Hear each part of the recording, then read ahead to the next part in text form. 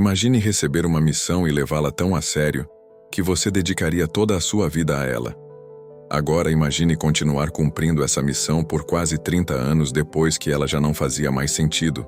Parece impossível, mas essa é a história real de Hiroo Onoda, um soldado japonês que passou 29 anos escondido em uma ilha nas Filipinas, acreditando que a Segunda Guerra Mundial ainda estava acontecendo.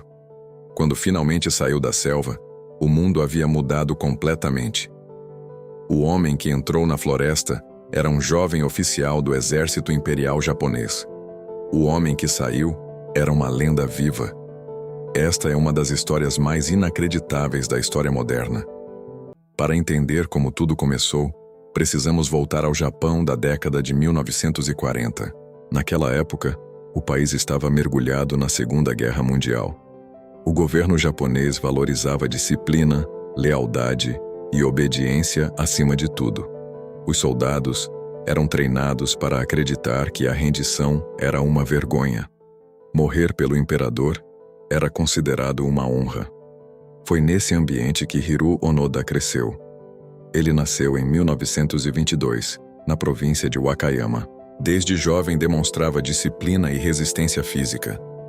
Trabalhou em uma empresa comercial antes de ser convocado para o serviço militar. Quando entrou para o Exército Imperial Japonês, destacou-se rapidamente. Ao contrário de muitos, Onoda recebeu treinamento especial em inteligência militar. Aprendeu infiltração, sabotagem, reconhecimento e guerra de guerrilha. Seu papel não seria lutar em grandes batalhas. Sua missão seria sobreviver atrás das linhas inimigas. Era o tipo de treinamento que o prepararia para os acontecimentos extraordinários que viriam. Em dezembro de 1944, Onoda recebeu uma nova missão.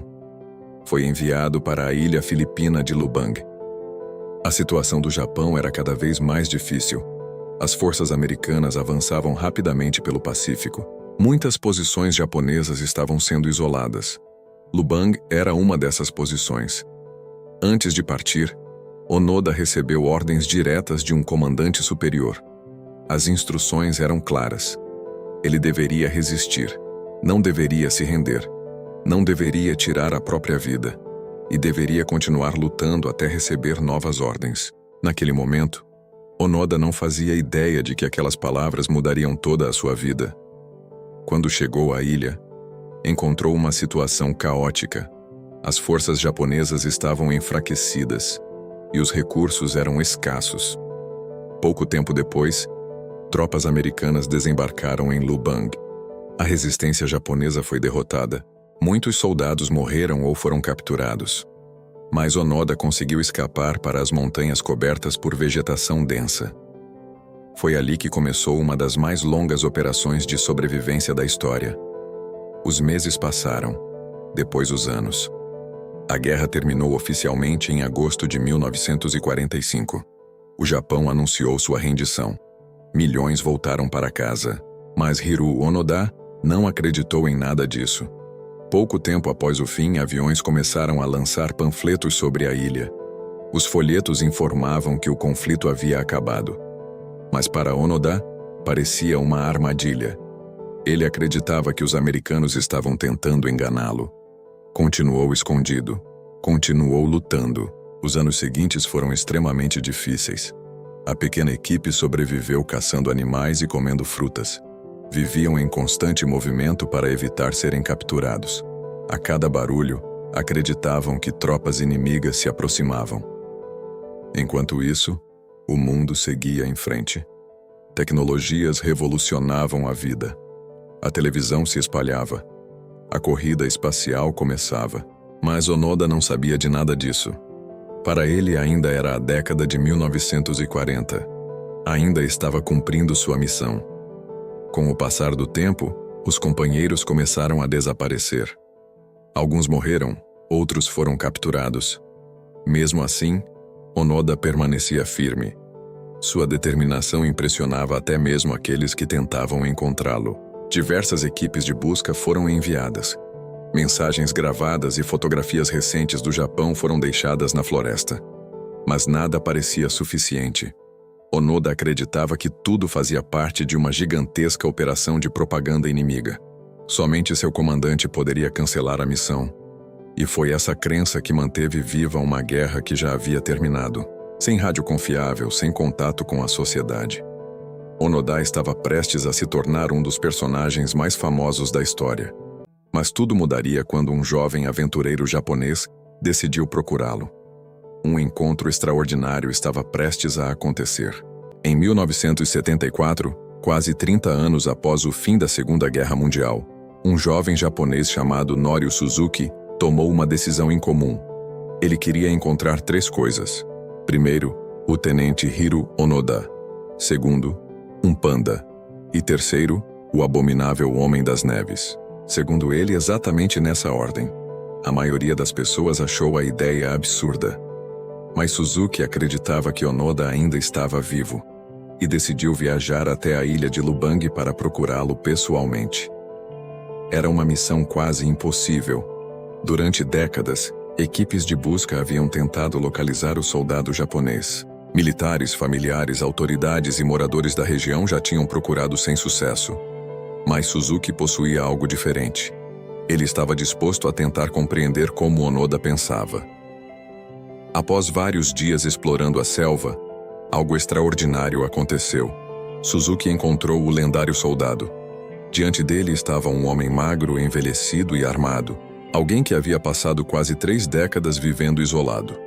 Mas o mais impressionante era que Onoda ainda acreditava estar em guerra.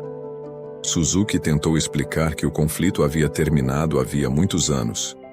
Contou sobre as mudanças no Japão e o mundo moderno. Mas Onoda permaneceu firme.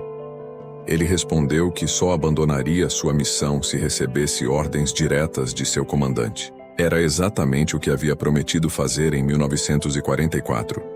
Suzuki percebeu então que precisava encontrar esse comandante. De volta ao Japão, iniciou uma busca. E conseguiu localizar o antigo oficial responsável por Onoda, o Major Yoshimi Taniguchi. Na época, Taniguchi já havia deixado a carreira militar. Trabalhava como comerciante, levando uma vida completamente diferente. Quando soube da situação, concordou em viajar até as Filipinas. Dias depois ocorreu uma cena que parecia saída de um filme. Hiro Onoda encontrou novamente o homem que havia lhe dado ordens quase 30 anos antes. Taniguchi leu a ordem de encerramento da missão. Disse que a guerra havia terminado. Informou que o Japão havia se rendido em 1945 e determinou que Onoda deixasse a selva. Pela primeira vez em quase 3 décadas, Hiro Onoda aceitou que a guerra realmente havia acabado. O momento foi emocionante.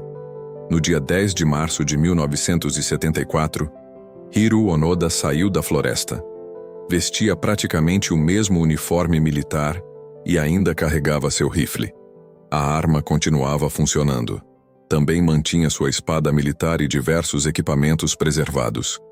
O mundo ficou chocado. Jornais do planeta inteiro noticiaram o acontecimento. Muitas pessoas tinham dificuldade para acreditar, mas a história era verdadeira. E Hiro Onoda estava diante das câmeras para provar isso. Seu retorno ao Japão foi marcado por uma recepção impressionante. Milhares de pessoas acompanharam sua chegada. Para muitos japoneses, ele simbolizava disciplina e lealdade. Para outros, uma lembrança dolorosa de um período militarista. O mundo que ele reencontrou era completamente diferente. Quando entrou na selva, a televisão era rara. Quando saiu, o homem já pisara na lua. Quando entrou na selva, computadores praticamente não existiam. Quando saiu, a tecnologia começava a transformar a sociedade. Onoda precisou aprender a viver em uma realidade totalmente diferente e compreender um mundo moderno que parecia estranho. Mais tarde, mudou-se para o Brasil. Trabalhou como fazendeiro e passou vários anos vivendo em território brasileiro. Posteriormente, retornou ao Japão, escreveu livros e compartilhou sua incrível experiência com o mundo. Durante 29 anos, Hiro Onoda observou sinais que contradiziam sua crença, mas interpretava tudo de acordo com sua convicção inicial. Sua história não fala apenas sobre guerra ou sobrevivência. Ela fala sobre a mente humana, convicção e o poder de uma missão. O homem que permaneceu fiel às suas ordens por 29 anos. O homem cuja história parece inventada, mas aconteceu de verdade. Se inscreva no Arquivos do Inacreditável. Porque a realidade muitas vezes consegue ser mais surpreendente do que qualquer filme.